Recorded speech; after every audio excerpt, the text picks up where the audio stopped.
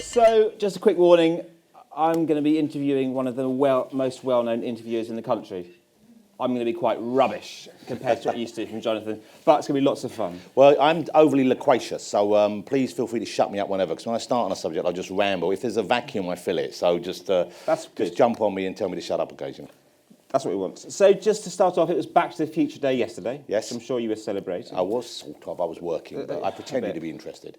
Well, we haven't got flying cars. We've almost got hoverboards. Well, we have got flying cars. They're out there. You can get flying cars. You can get a car which is a plane thing, but, you know, technology, they still need a bit of a runway, and they're still a bit scary and dangerous. So I think people aren't going to adopt them yet. So technology isn't quite yet, but you can get, if you've got enough money and you're stupid enough, you can have a flying car.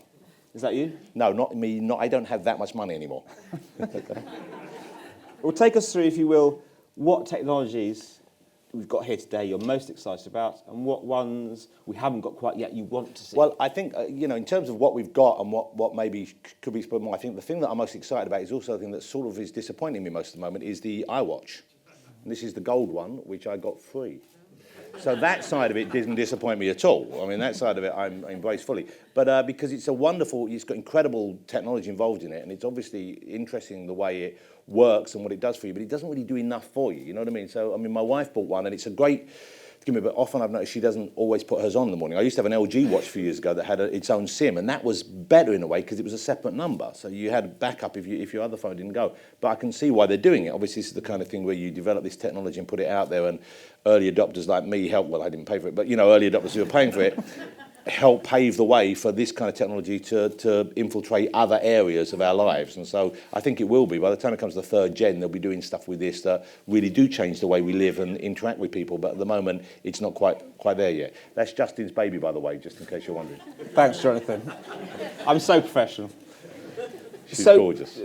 Apple, obviously, you're sort of a big Apple fan. I'm a big How's Apple that fan. relationship developed? And what? Well, Apple, the reason why I got this for is years ago I was hosting a show live in New York, and we were keen for any English people to come and see it because Americans didn't really understand what I was saying any of the time. So we liked having English kids coming along, and there were young people in town, and some students came to see me one night, and I was nice to them apparently, and then years later, it was my 40th birthday, I got an Apple product in the post. It was a new iPod Shuffle, and this was before everyone reports new Apple products way in advance. So I thought it was a knockoff. I thought it was something from maybe China or somewhere, and someone was scamming me. So I phoned Apple, and they said, oh no, that's a new product, it's not out for 6 months, how have you got that? I said, well, someone called Johnny sent it to me, and it was Johnny Ives, who was the student I was very nice to back in the day, and now I get all their stuff free. So be nice to students is the only moral.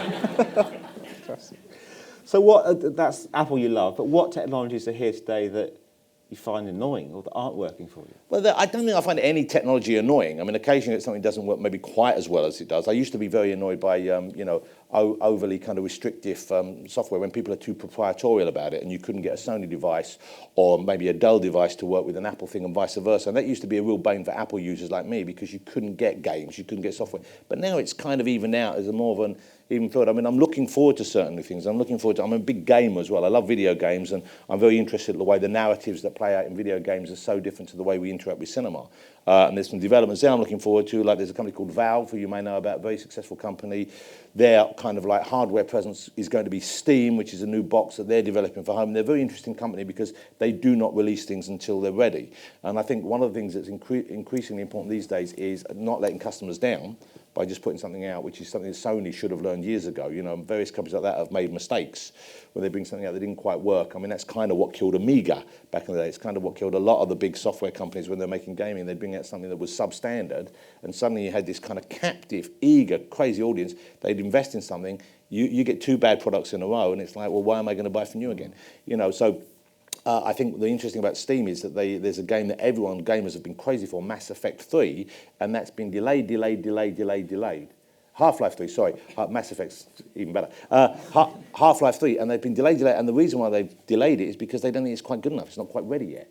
And I spoke to Gabe, the guy who runs the company, and said, you know, you're driving them on crazy. Why that? He said, well, because late gets forgotten fairly soon, but bad is there forever. You know, and he's right. If you can hold on to something and not release it until it's ready, then don't release it until it's ready. So they're a very interesting company, and the developments they're doing in the kind of hardware they're moving to that is, it's not entirely dissimilar to what other people are doing, but I think they've probably got some surprises up their sleeve, particularly in terms of their controllers. And I know once again, they've had a controller which has been tested and people have played around with it about a year ago. Then they brought it out with some refinements about 6 months ago. Then they took it away and they're working on it again. So they really, that attention to detail, especially if you're a cash-rich company, and there are a few of them still out there. I mean, obviously Microsoft, but Nintendo, every 12 months someone writes off Nintendo because somebody didn't do as well. But, they've got enough money not to be bothered about anything, and they're doing deals left, right, and centre. So, these guys, when they bring something out, it's probably going to work, and that's interesting. That gives me a lot of faith. So I'm really looking forward to that. And just some products which maybe people aren't. I mean, I think we all expect there to be these huge leaps all the time, and you can't always be huge leaps. So I'm looking forward to the new iPad Pro, because it's bigger, and I like to draw on devices. So that's going to be interesting, even though Jobs said that as soon as someone brings out something with a stylus, they've made a mistake. It's interesting they're ignoring him. Whether or not he'll have been proved right, I don't know, but I'm looking forward to that. How successful has Apple been, do you think, in the pre-Jobs, post-Jobs era? Well, years ago, I mean, I've always been an Apple user, and over the years, they let me down so many times. If it had been a girlfriend, I'd never have spoken to her again. It was just so relentlessly, this kind of like, they'd bring out something new, and I bought a Newton, which was the first handwriting recognition. That was a piece of shit, and I've got about 3 of them still in boxes, and I'm glad I've got them. I would buy it, because I love design as well, so I don't even mind if something doesn't function that well, if it looks pretty. So I bought that, they bought a thing out for schools, which was a green case. Before they had Ives involved, so the design was almost there, but not quite. I bought the Spartacus, which was the 10th anniversary Mac, which was this weird leather-bound thing. And I remember I got so excited, I've got 2 of them, and I got so excited when it came out because it was the first CD ROM loading thing. You put it in, and they said, look at this, what's this? And a box appeared on the screen about 1 inch by 1.5 inches, and there was flickering video in it. I went, yes. We were so excited by moving coloured images on a computer screen back then, which of course then aided the pornography industry magnificently, but at the time, which seems to be one of the first things that benefit from anything, So Apple generally I've always loved, and I've always enjoyed that. And I do like the way, I don't know whether I think they've made a rod for their own back with this huge announcement with their new product. Because I think ultimately that is going to be, there's a diminishing return, which is inevitable in that. And I think maybe that's not necessarily the big thing, that you have this big, we're doing a new thing, and it's a bit, the kind of this cult of the leader that they've developed, which haven't really filled that void yet, I think, with Jobs going. So I think that's, if I were involved, I would be trying to steer the company away from that, but obviously I'm not. However, please keep sending the free shit. Okay, we talked a bit about devices and how we consume the entertainment and content we consume. Obviously, we're in front of a cinema screen. What do you think is happening with entertainment generally, and how's it being changed? How's storytelling being changed through digital, social media, and internet? I don't think the actual way stories are told on screen is changing at all, and I don't think any developments in technology are changing it, nor do I think they will in the future, because I think going to the cinema is very much a communal experience. Places I've been all over the world where it's very, very vibrant, very popular, places like Hong Kong. The reason why it's always been so strong there is because people want to go out. They tend to live in much smaller houses there. Most people have share space, and so they want to go out. The weather's fine, so you go out anyway, and they want to do something together away from home. Kids don't want to be inviting friends over to a small house when they've got 2 generations living there with them to watch a movie. They can't. So they will go out. Even places where that isn't necessarily an issue, where space isn't an issue, or where you have things, people like going to a cinema. I think what's going to happen, actually, the venues we go to are going to change. I suspect that the big screens will always exist, although I know they're hard to fill, and I know they don't always turn a profit. I mean, I happen to know that the IMAX in London, which is a great thing, makes most of its money from the advertising on the outside. Not from the bums on seats inside. That barely washes its own face. So you do have to look at that, and I know that theatre owners are looking to building smaller. Everyman's a great example. A kind of more bijou experience, a more kind of artisanal experience, if you will. And they'll make more money from wine, I imagine, one day, and high-priced olives than they will from the admission ticket, which is fine. It's a different sort of night out. So I think that's it. But I don't think storytelling, because still, you only want to be there for a certain period of time, like 2.5 hours max, and there's a certain kind of storytelling which really works for a big audience, which is what we're talking about. I do think that video on demand is going to change the way studios finance movies and make money, and I know that almost all the studios are very keen on there being a day and date release and that kind of thing. The people who are blocking that are the theatres and the distributors and the exhibitors, because of course they're going to lose out, or they think they will. But that will be also the way that we circumvent piracy. I think most people who actually do torrent stuff, or an awful lot of people who torrent stuff, they do it because they're frustrated. They don't want to wait a week for a new Walking Dead. They don't want to wait for Game of Thrones. They don't want to wait for a movie to be released over here, which has been shown in America or Japan. Why? And the modern mindset, and kids, why should they? Why should they? I mean, and they kind of expect, unfortunately, the way apps have gone, they kind of expect everything for free anyway. But I don't think they mind paying. Certainly, they don't mind subscribing. And that's why Netflix have done so well, and why Amazon will probably do so well, and why that's probably what the BBC model will be in the future. I imagine it'll be less of a kind of like stern, you have to do this, and more of a kind of, okay, you're going to opt in because we're making some great stuff for you.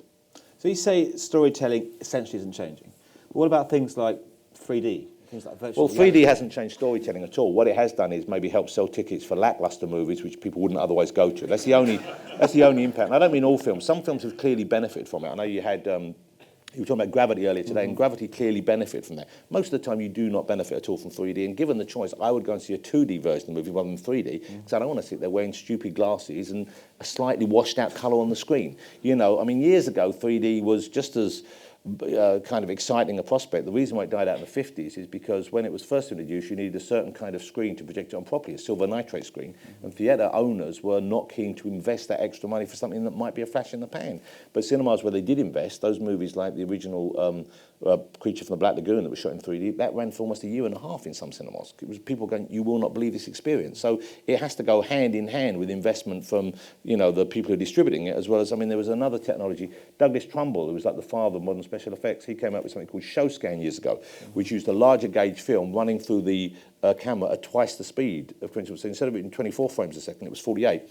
And the effect on screen is actually mesmerising. It really is. It's better than IMAX.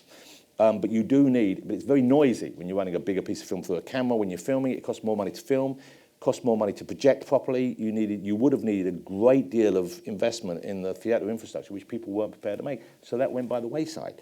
So often you'll have these things come up, and that probably would have had, I mean, there's a slight impact the 3D has, and that would have had an impact as well, because sometimes when you're shooting stuff which is hyper-real, you have to change where you put the camera.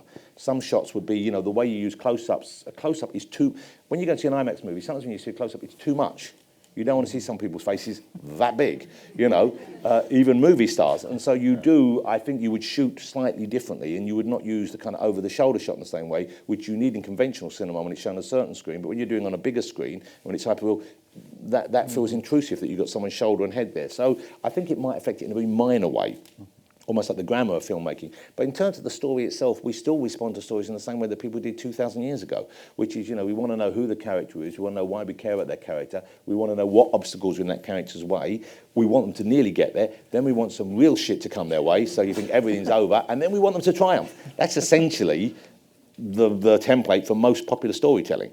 And that hasn't changed because of 3D, and it won't change because of if we go into virtual reality, which I don't think is going to really bleed into cinema anyway. I think that will affect games and home use more than anything else. We'll talk a bit about how virtual reality you think is going to affect games, another big passion of yours. So obviously there's a lot of fuss around virtual reality in cinema, but games... I can't tell you how it's going to affect games. I think, once again, I tell you there will be a barrier, is people don't really want to sit around looking foolish. And as soon as you put a headset on, you look like an idiot. And you also don't know what's going on around you. So, I think that's going to be the barrier, really, until they get that thing much smaller so it doesn't feel heavy on your head and you don't feel stupid that you're in a room and other people might see you going, like that, then I don't think it's going to be adopted by everyone, even the next generation coming up. I think it will maybe create a whole different mini industry. You will go places like you would go for laser tag and you will go for a virtual reality day out, and I think it might affect other areas. Once again, I know the pornography industry is already very excited about that,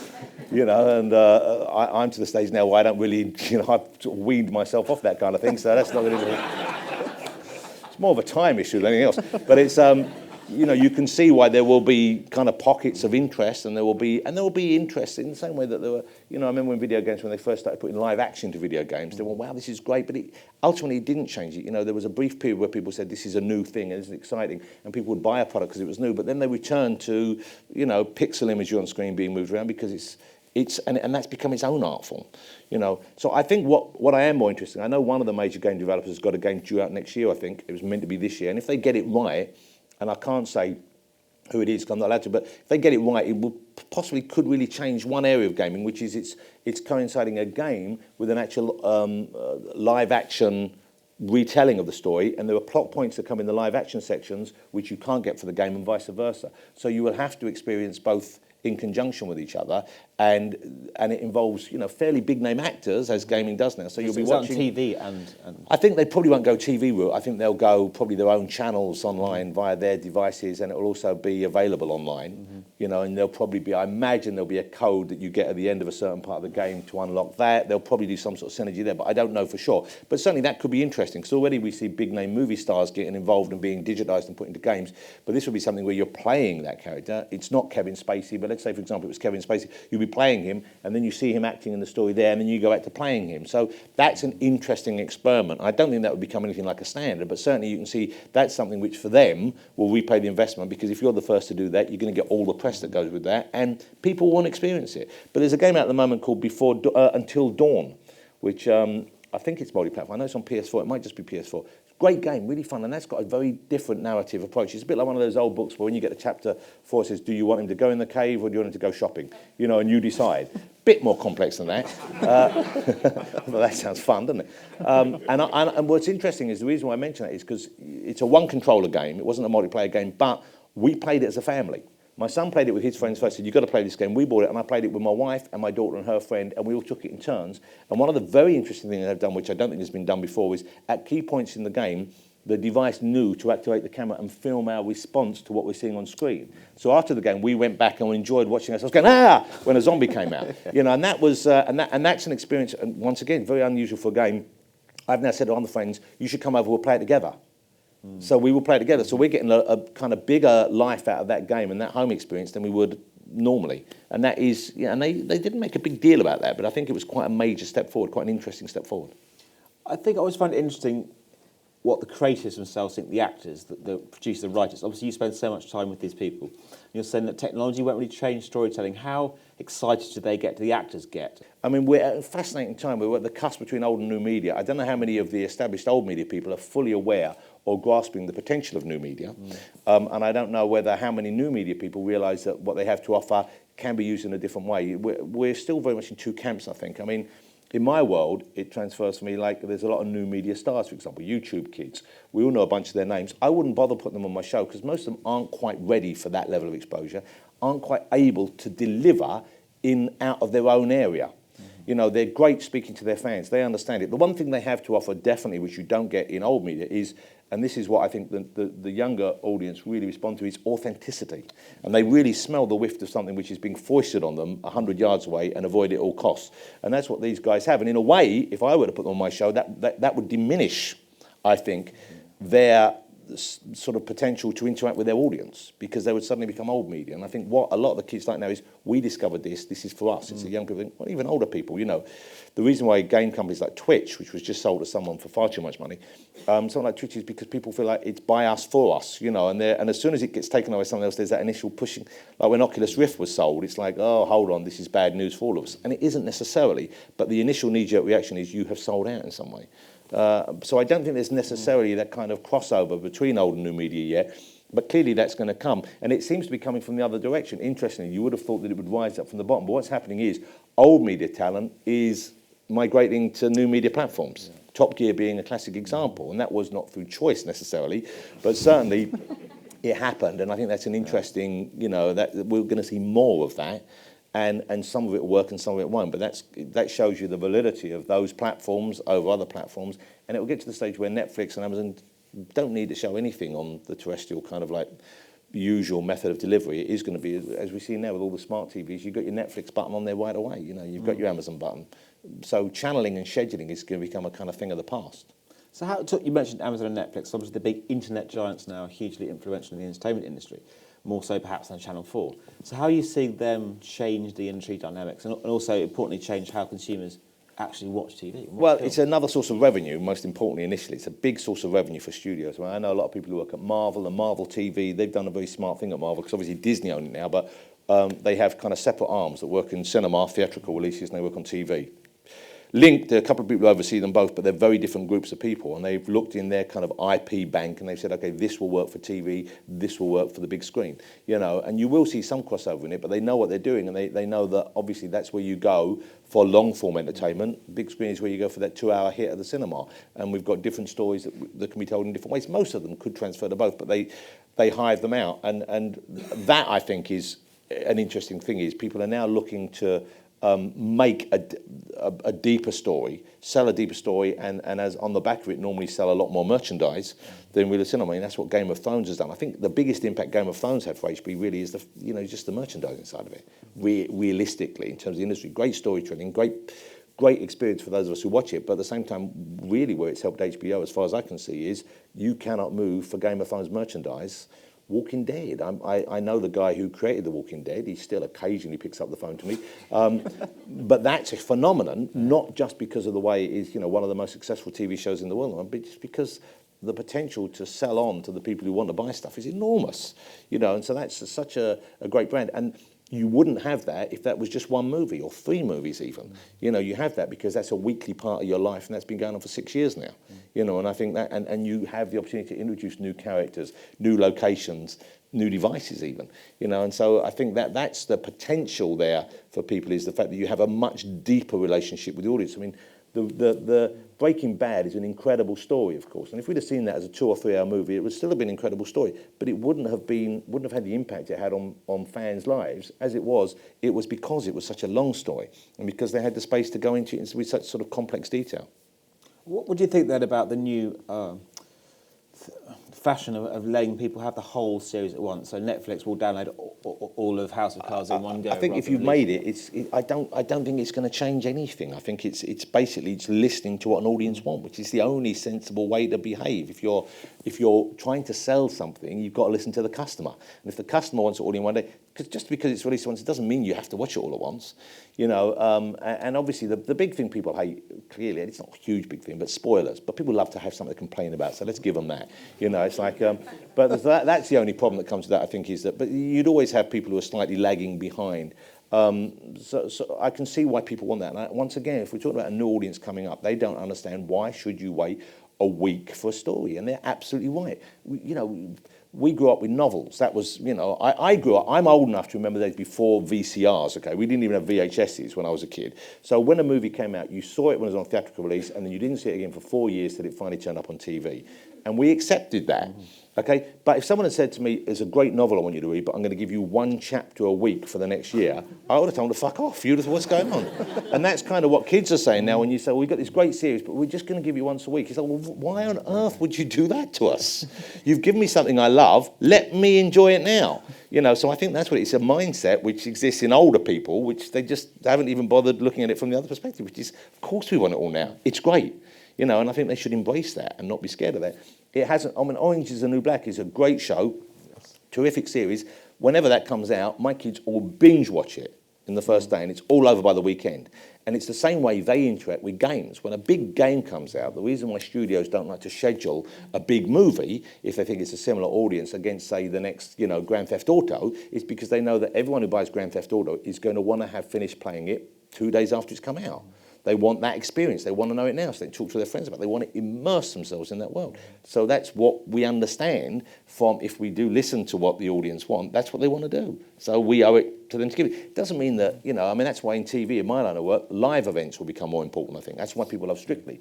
It's a live event. They love it for any number of reasons, but it's a live event. That's what they try and build in those kind of live moments into X Factor more as well. You want to experience as it's happening. That's why sport will always be popular. You can't predict the outcome, and it's live. And you want to see it live because somehow it's nowhere near as much fun afterwards. Unless someone does something truly exceptional, it's the liveness of it, it's the immediacy of it that you react to. And I think that's probably what terrestrial TV will have to move more towards. It will go back to what it was, I imagine, in the 50s and 60s, where much more live event shows and much less kind of, trying to dole out stuff and control the audience's pace of watching something, and that will have to all be on demand. Okay, then you've talked about we should be, we being the industry, giving consumers what they want. What about giving them what they want in terms of consumption devices? Because everyone now is on mobile phones and tablets. That's how people, especially younger generation, consume entertainment information. That's what this event's sort of almost all about. So what's that doing to the entertainment industry? Well, I think it's just, I don't think it's really making any huge changes personally, because I think still it's being controlled by the controllers, the people who manufacture this stuff. They're controlling how we drip feed it out there. I think we're hitting a bit of a roadblock in terms of bandwidth, and that's going to be a major problem unless they really invest in that. Because I know the studios want to go day and date with films. So say they went day and date with Bond, so it was available for you at home at the cinema. okay, the system would collapse at the moment. You wouldn't be able to watch it. It would be laggy. It would be, you'd be stuttering. It would be awful. So I suspect they're going to invest more in that. And also you're probably going to have hubs where you can deliver the packets of information from, so you don't all have to go to one or two sources, because they're groaning under the weight of this already. And I suspect that's what we'll see Netflix and Amazon investing, as well as the big companies like Sony and Microsoft, I should imagine. So at the moment, I think it's kind of going about as fast as it can. And I don't think it's going to really have a huge impact, because given the choice, if you were given the choice, I mean, anyone's given the choice between watching a film on an iPad and watching it on a bigger screen at home, they're going to choose the screen at home. I think at the moment that's what we've streamed stuff onto. But now smart TVs have caught up with these devices, so people are going to stream much more. I mean, my youngest daughter just moved out, and she used to watch TV series that she loved on her computer in her room more than anyone else. Now I've got her smart TV, she watches Netflix on that. She never uses that anymore. Because, of course, why should she? So there is always going to be a demand for us to see that stuff. And more often than not, I don't think streaming on those is necessarily going to be the issue, because I think people are very happy to download stuff and save it and watch it on a tube journey when they haven't got access to reliable streaming. So but I don't think fundamentally that's going to change stuff, because ultimately no one cares what it's on really. You want it to be convenient and you want it to be good. So unless it's a good story, it doesn't matter what you can watch it on, you're not going to watch it. I mean, I'll watch any story. My wife, it drives my wife mad. I'll watch anything on TV, if it's got cars in it and crashes and good faces, it's fine. But most people are more choosy than me, so they want something good. And there are some films which everyone knows this, you won't enjoy as much than that. I mean, it's harder to watch a foreign subtitle movie on a full screen, but also if you've got something which has got beautiful cinematography, my wife, who writes movies, does fantastically well. One of her new movies is the next Tim Burton movie that's coming out early next year, and I've been on the set and I've seen some of the footage.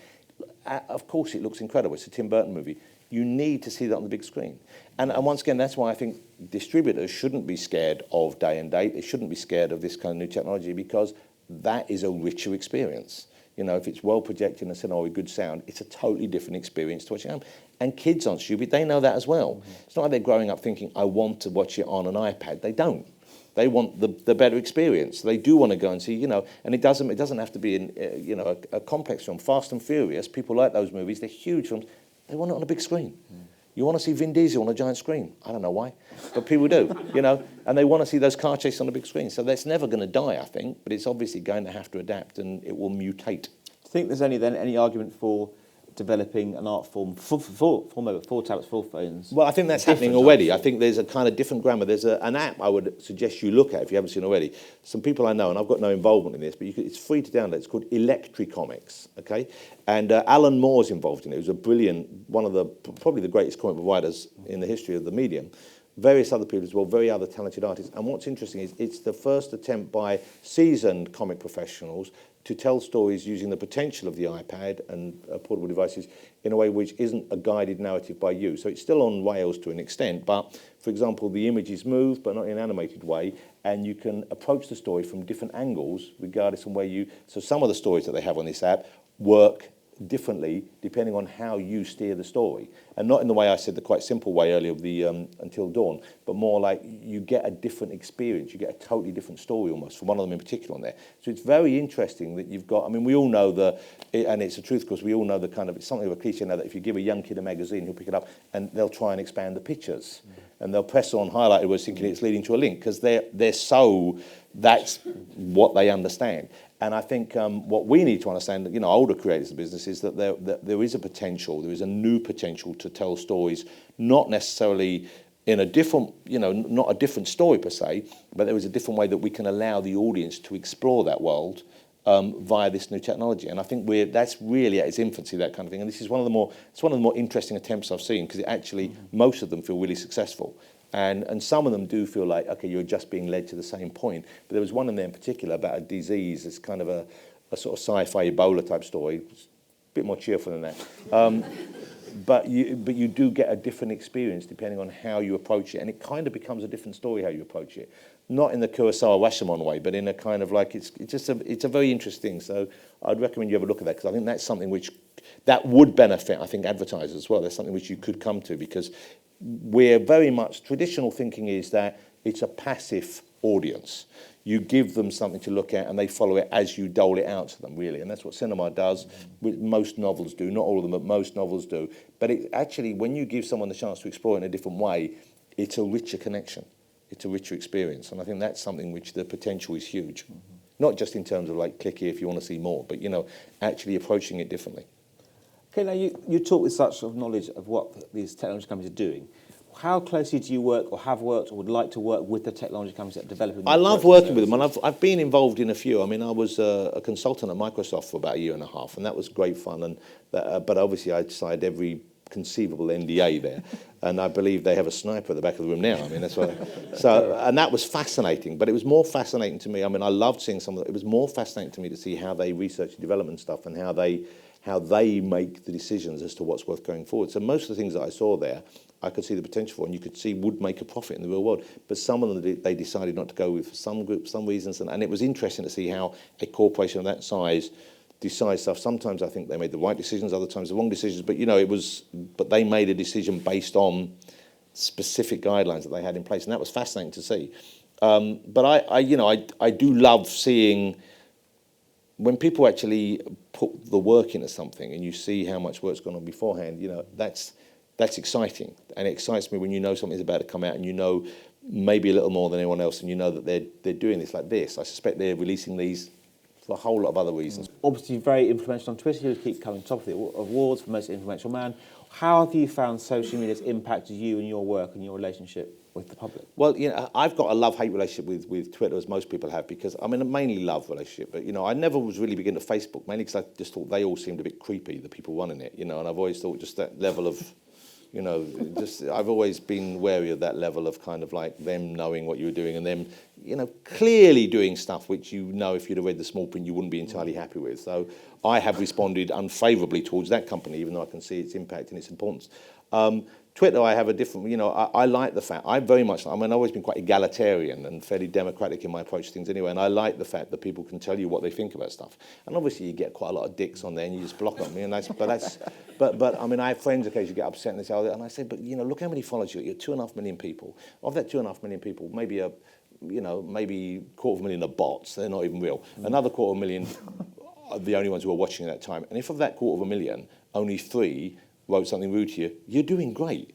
You know, I mean, that's the way to look at it, not the other way. Oh, 3 people didn't like me. Fuck that. You know, 3 people out of, you know, I got 4 million or 5 million followers now. If I only get 10 bad comments, I'm doing great. You know, that's the sort of feedback I want more of. But I like the fact that people can see, for me it's useful, and I think for other people, they can see you're a person. It's very easy for us to demonise. The plus side for me, something like Twitter, is people then can see when they see on stage that if you have been demonised elsewhere, or if you are being unfairly treated elsewhere, it doesn't matter who you are, it can be a news story. The exchange of information, the ability to show that you're a human being, is a very useful thing. You know, because I think we all forget that people in the media are human beings, or people we know elsewhere, sports people. You know, you see me think, most people have got their own shit going on all the time. And I think the interesting about social media, and we're all part of some kind of weird experiment that we don't know what the point of it is, but it's a scary thing as well, because people can mobilise and get very, very antagonistic, and I think often it brings out the absolute worst in people and groups of people, because everyone likes being part of a mob, but everyone likes being on what they consider on the side of good, and like to think you're adopting the moral high ground and you're allowed to attack someone, that's playing into people's worst tendencies, and that's what you see happening a lot online. People going, "How dare you say this?" And we're all beating up on this person. And you think, well, why are you doing that? You know, it's like you're not having a discussion anymore. I've had that happen a couple of times where people have said things about which are completely untrue. And then another group of people, because they want to move you off. I was asked to host an award show, the Hugos, a science fiction thing. I didn't really want to do it, to be honest with you, but I was asked by a friend of mine, and it was no money, and it was quite a lot of work. I said, of course I'll do it. And some people on the board thought I was the wrong person.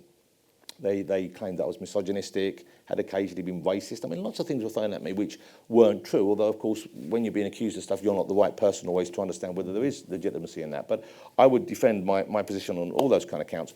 However, I was happy not to do it. But rather than have a dialogue with me, what they actually did was they attacked me for those things, and someone organised a group, someone who then removed it, said we should all bombard him. I was happy to step down. That, I think, is a dangerous thing. If you, rather than engage in a dialogue with people in a sensible and kind of matured, sophisticated way, you just attack. You know, that isn't the way forward for any of us, and that isn't what any of us want to see happening on social networking, any kind of media. I think it's just a dangerous thing, you know. And that very much is an old media way of doing things, I think, is to actually say, this is our opinion and our opinion is right.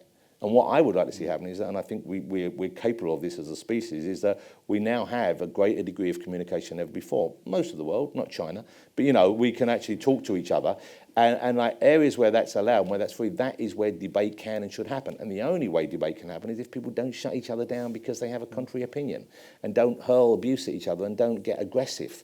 And sure, you're going to see some people who can't resist doing that. But overall, I think we're once again on this incredible threshold. And if we don't fumble the ball, it's going to be an incredible new future we have where.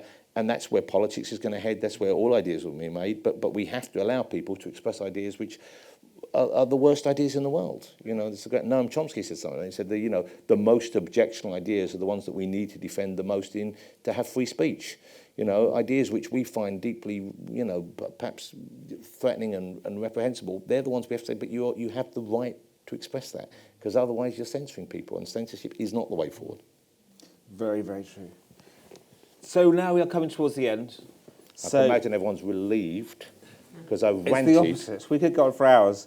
But I want to ask you, and this is people from my team asked me to ask you, if you could be any film character or any video game character, who would you be and why? Well, I've already been a video character a couple of times. I've been in I was killed quite savagely in Fable, and I was a very lowly soldier in Halo. But it's worth playing that far because it's a surprising moment when I appear. But if I could choose to be one in real life, if we were going to try and make some sort of connection there, I think Mario's a good choice because I love Mario because he's not the best looking guy in the world, okay? And you can throw any shit you want at Mario and he will keep jumping over it and running through it. And yet he also remains positive and cheerful, even when facing the most gigantic monster that stole his girlfriend. He doesn't... So I like Mario. Mario's great, and I like his voice. Sonic's fun as well. Yeah, I think I'd be Mario. Fantastic. I just got to work on the moustache. Let's end with the last question, which I bet you get asked all the time, and I don't know if you can answer it, but your favourite film of all time, of all the films you watched and reviewed, your favourite I can't film? answer that. I think if you genuinely love cinema, you can't have a favourite film. I've got about 100 favourite films. I can tell you my 5 favourite Japanese movies, if you like. They would be, well, they're good. Ikura, Rashomon, High and Low, mainly Kurosawa movies. I love Korean cinema at the moment. I think Korean cinema is the most interesting cinema in the world at the moment. A couple of guys working in Korean films that are just incredible. But I love mainstream cinema as well. I mean, I've always enjoyed... I like sitting down and watching a film. The only problem I have now is that now I've got older is mostly if I sit down the lights go out, I do doze off. Seriously. So it's a real, that's why I'm glad. So, and if you have that problem, chewing gum helps. So I find that, especially when I used to review movies. But, I just love the experience of being told stories that way. And even when it's not good, you can normally find something to enjoy in it, I think. I couldn't choose I haven't got a favourite film of all time. Well, I'd like to say thank you so much. That was absolute My honour and a pleasure for the last half an hour. Ladies and gentlemen, Jonathan Ross. Thank you very much.